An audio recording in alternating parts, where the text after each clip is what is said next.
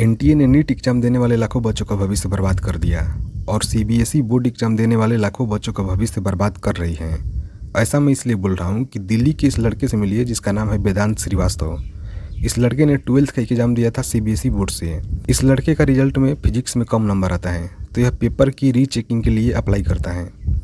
CBSE जो answer sheet भेजती हैं उसमें नाम और रोल नंबर तो वेदांत का होता है, लेकिन हैंड राइटिंग किसी और का होता है। तो वेदांत ने इस घटना को अपने ट्विटर अकाउंट पर शेयर किया।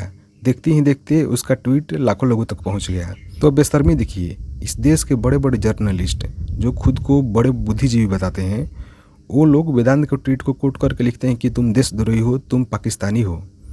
ये कितनी बड़ी बेशर्मी है कि कोई 17 साल का लड़का सिस्टम में व्याप्त खामियों की वजह से परेशानी में है और उसको पाकिस्तानी बताया जा रहा है। हालांकि बाद में सीबीएसई ने ओरिजिनल आंसर शीट दी और यह आश्वासन दिया कि रीचेकिंग के बाद वेदांत के नंबर अपडेट कर दिए जाएंगे। लेकिन यहाँ पर कुछ सवाल हैं ओएसएम को लेकर। ओएसएम जिसका मतलब होता है ऑन स्क्रीन मार्किंग। यह एक नई प्रणाली है जिसको सीबीएसई ने इसी साल अंगीकार किया है। इस प्रणाली को लेकर बहुत से छात्रों ने कंसर्न व्यक्त किए हैं। यकीन मानिए, अगर इस सिस्टम में कुछ गड़बड़ी होती है तो ये लाखों बच्चों के भविष्य से खिलवाड़ होगा, लाखों बच्चों के जीवन से खिलवाड़ होगा। और मैं एक बात यहाँ पर ऐड करना चाहूँगा कि अपने देश में एक समस्या हो गई है। अगर आप 2 सवाल सिस्टम या सरकार से पूछ लेते हैं तो आपको सर्टिफिकेट दे दिया जाता है कि आप देश विरोधी हैं या पाकिस्तानी हैं।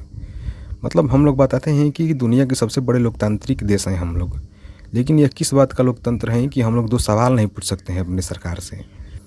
और एक सवाल शिक्षा मंत्री से, आप लोग देश तो बर्बाद कर ही रहे हैं, कम से कम बच्चों का भविष्य बर्बाद मत कीजिए।